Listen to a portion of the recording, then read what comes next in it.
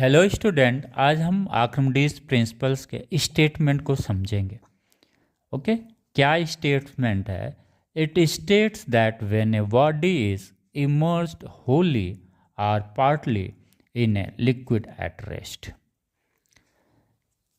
ये जो partially immerse और होली इमर्स की बात करता है, उसे एक चीज़ आपको ध्यान रखना है बच्चों।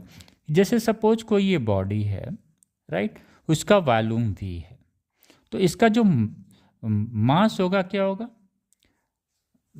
Density of the body into volume of the body. तो ये जो वॉल्यूम होगा ये पूरे बॉडी के वॉल्यूम के बराबर होगा। अगर ये पूरा बॉडी होली इमर्स्ड होगा लिक्विड्स में, तो जो लिक्विड्स का वॉल्यूम डिस्प्लेस्ड होगा इसके वॉल्यूम के बराबर होगा, राइट। लेकिन अगर वो पार्शियली इमर्स है, सपोज इतना पोर्शन इसका इमर्स है इस सॉलिड का या इस सिलेंडर का, तो ये जो वॉल्यूम ये होगा, दिस वॉल्यूम, ये होल वॉल्यूम नहीं, this volume v dash volume का ही लिक्विड वो डिस्प्लेस्ड करेगा। यहाँ पे कोई कंफ्यूजन आपको नहीं होना चाहिए। एक जो वॉल्यूम है, जब बॉडी होल इमर्स करती है तो इक्वल वॉल्यूम जो है वो लिक्विड का डिस्प्लेस करेगी।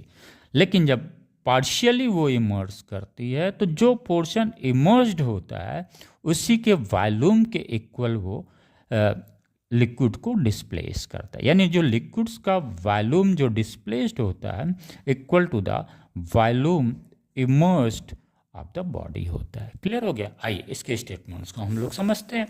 It state that when a body is immersed wholly or partially in a liquid at rest, it loses some of its weight.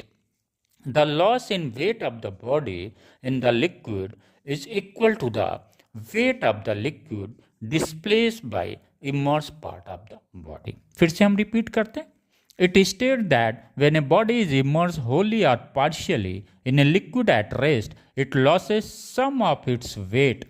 The loss in weight of the body in the liquid is equal to the weight of the liquid displaced by immersed part of the body. Okay, clear हुआ? यानी यहाँ से हम लोग समझते हैं, अगर ये कोई बॉडी है, कोई यहाँ पे बॉडी लिक्विड के अंदर है, तो ये नीचे की ओर जो फोर्स लगेगा, ग्रेविटेशनल फोर्स लगेगा mg, जो ये m मास है वो बॉडी का एक्चुअल मास है, और वेट भी क्या है? वो एक्चुअल वेट है। लेकिन जब ये लिक्विड में इमर्स होता है तो लिक्विड भी इसके अपवर्ड एक फोर्स लगाता है, राइट।